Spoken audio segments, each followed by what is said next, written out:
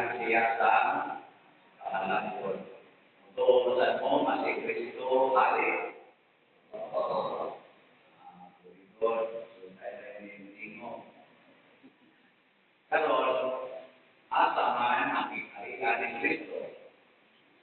Ayan. Yan ini o tuwas langit.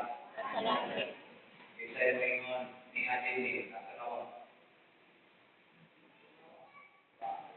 Isa yung tuwas langit. Ano? Ano po ang isa asam niya? Nang uyabaw. Ang ikarihan sa Diyos, ni Adini, niya tuwasan sa langit.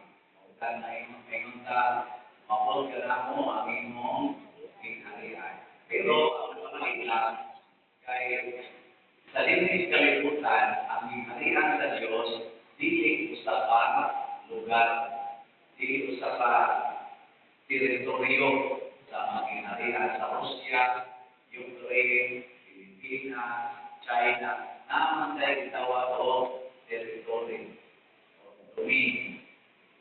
Siya. Matod pa ni Kristo sa itong Ebanghelyo, ang akong ingharian, dili iya sa kalibutan. Ay, magkaya niyang ingharian din eh.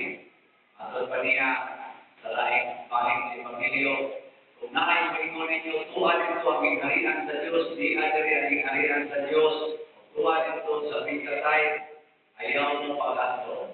Kaya ang ingharian sa Diyos, dili sa kalugar na inyong makita o butang.